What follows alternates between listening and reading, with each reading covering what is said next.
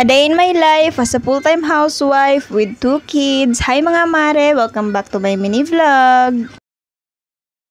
So, kaninang umaga pala ang ganap na ito mga mare at tara samahan nyo naman ako sa aming panibagong araw. Bali kaninang umaga pagkagising ko, pumunta lang ako saglit ng talipapa at saka bumili ako ng aming pang-almusal. Bumili lang naman ako ng aming pangkape at saka tinapay at bumili na rin ako nitong isang pilingan ng saging. Nagpapakulo pa pala ako ng tubig sa mga oras na yan mga mare at habang inaantay na kumulo yun, eto at nilalagay ko na nga din muna dito sa baso yung kailangan kong timplahin. At pagkakulo naman ng tubig mga mare, eto at naglagay na nga din ako at yung sobra nilagay ko lang dito sa thermos ko. At sa lahat naman na nagtatanong kung gaano katagal mawala yung init dito sa loob ng thermos mga mare, ay sa akin naman based on my experience ay umaabot nga siya hanggang 12 hours. Hindi parehas mga mare kasi merong iba nagsasabi na yung sa kanila ay hanggang 8 hours nga lang din. Yung sa akin kasi mga mare, nagpapainit ako ng tubig kapag hapon at saka yung pinainit ko na yun ay ginagamit ko kapag umaga. So halimbawa kapag nagpapainit ako ng alas 6 ng gabi, ginagamit ko siya ng mga alas 8 ng umaga ay goods na goods pa naman siya. At anyways mga mare, back to the video. Bali pagkatapos nga din pala namin mag-almusal, pinaliguan at inasikaso ko nga din muna yung mga bata mga mare at saka wala din naman akong ibang gagawin ngayon mga mare kundi ayan naisipan ko na magpalit na lang nitong bedsheet. Dahil nga madumihin nga yung bedsheet na ito mga mare, kaya naman papalitan ko kaagad. Wala pa nga isang linggo mula nung nagpalit ako ng bedsheet na ito mga mare, pero ngayon kailangan ko na nga din talaga itong palitan. Hindi rin kasi maiwasan na madudumihan kaagad ang ganitong bedsheet mga mare, lalong-lalo na nga kaparehas ko kayo na may toddler. At anyways, bago ko nga palitan yung bedsheet, nag-vacuum nga din muna ako at eto yung nakuha ko sa isang pasadahan nga ng pagbabacuum ko. Tingnan nyo naman, sobrang dumi nga. Napaka-useful pa rin sa akin ang vacuum na ito mga mare, kahit nga isang taon ko na nga siyang ginagamit. Hindi ko pa nga napapalitan yung filter niya mga mare, kaya medyo madumi na nga din siyang tingnan. Pero goods na goods pa naman siyang gamitin at nakaka-filter pa naman siya ng mga dumi. At pagkatapos ko naman ma-vacuum lahat dito mga mare, ayan nilatag ko nga din muna itong mga puzzle mat bago naman ako maglatag nung ba-vacuumin ko na foam. Ang gagamitin ko pala sa pagba-vacuum ng foam namin ngayon mga mare ay yung Dust Mite vacuum cleaner nga ng Derma. Ito nga yung pinaka-filter niya mga mare at nilinisan ko nga din muna bago ko siya gamitin. Hindi nga nalinis ng kapatid ko yun mga mare kagabi pagkatapos diyang mag-vacuum, kaya ito ako na lang yung naglinis. Okay lang din naman yun mga mare kasi hiniram ko lang din naman ito sa kanya. Napaka-useful nga nito mga mare kasi tingnan nyo naman, ito yung nakuha niya kagabi nung nag-vacuum nga siya ng kanilang higaan. Ako nga yung nag-recommend sa kanya nito mga mare kasi nga meron nga siyang 4 months old the baby. At nung nalinis ko naman itong filter mga mare, ayan inumpisahan ko naman itong mag-vacuum dito sa foam namin. Ako, alam nyo ba mga mare, pagkatapos ko nga itong mag-vacuum itong foam namin, ako kakalinis ko lang ng filter pero pagkatapos ay punong-puno na naman ulit yung filter. Talagang masasabi ko mga mare na best recommend ko nga ito sa inyo, lalong-lalo na nga kapag nga meron kayong allergy, rhinitis, na-atching kayo, at kung nangangati kayo ng walang dahilan kapag nga nakahiga kayo sa inyong higaan, at syempre kapag nga meron kayong mga baby. Kaya kung bet nyo nito mga mare, ilalagay ko nga yung link sa may comment section or dyan sa yellow basket. At ayan lang muna for today mga mare, maraming salamat sa panonood.